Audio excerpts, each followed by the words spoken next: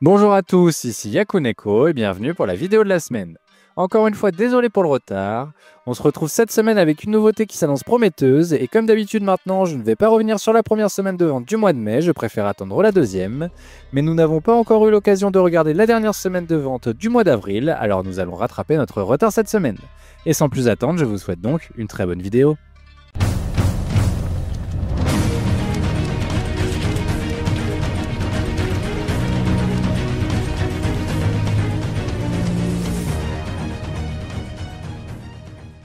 On commence la vidéo avec Nice Prison qui devra attendre quelques semaines encore avant d'intégrer le classement.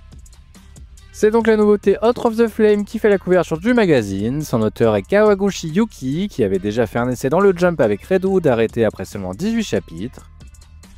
Je vous lis le synopsis. Le monde est plongé dans l'hiver à cause de l'avancée du royaume des glaces. Autre qui rêve d'être un guerrier comme son père a été chargé d'entretenir le feu et d'être un simple cuisinier dans la forteresse. Mais lorsque la forteresse est attaquée par l'armée démoniaque du Royaume des Glaces, son peuple est en danger et la flamme risque de s'éteindre. Autre pourra-t-il réveiller un pouvoir capable d'inverser le cours des choses? Le voyage d'un héros de feu et de glace commence.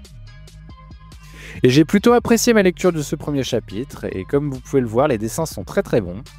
J'ai plutôt bon espoir pour ce manga et j'ai hâte de lire la suite en tout cas. Ichi the Witch obtient également une page couleur cette semaine, c'est sa 5e cette année, seuls Akane Banashi et Blue Box en ont obtenu plus. News Exorcist qui remonte un peu dans les classements dernièrement s'offre également une page couleur cette semaine. Et au niveau des ventes, il termine le mois d'avril avec 24 203 copies écoulées, il y a donc peu d'évolution par rapport à son précédent tome. Et pour finir la partie hors classement, c'est Shinobi Undercover qui obtient cette dernière page couleur. On commence le classement et toujours pas de surprise, Humbers attend gentiment son annulation en fin de magazine. Et il est toujours suivi de près par Star of Beethoven à l'avant-dernière position. Super Psychic Policeman Shoujo retrouve malheureusement le trio de fin après être parvenu à y échapper pendant 2 semaines.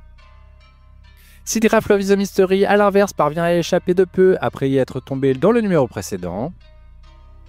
Mien Roboko chute de 5 places et se retrouve donc 11e cette semaine. Du côté des ventes, il termine le mois d'avril avec 14 408 copies écoulées, c'est mieux que son précédent tome qui avait sous-performé. On le retrouve dès la semaine prochaine avec son tome 22 sorti début mai.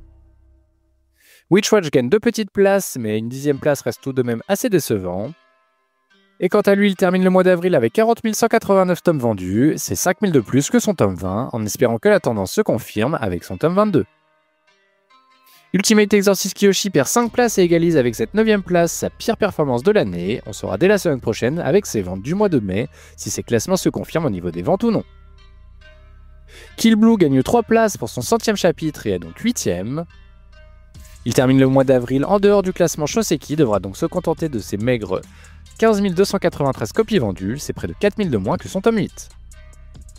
Nimaten remonte de 3 places et égalise sa meilleure performance de l'année avec cette 7e place. Tout comme Kill Blue, il devra se contenter de ses chiffres de sa 3e semaine, n'étant pas classé au Shoseki. Il aura tout de même atteint les 15 039 copies écoulées, c'est environ 1600 de plus que son précédent tome. Kagurabashi revient de Lead Color avec une 6e place pile dans sa moyenne. The Lazy Samurai s'en sort bien cette semaine avec cette remontée de 4 positions et cette 5e place. Une petite place de gagné pour Sakamoto Days qui ne retrouve toujours pas le podium malheureusement.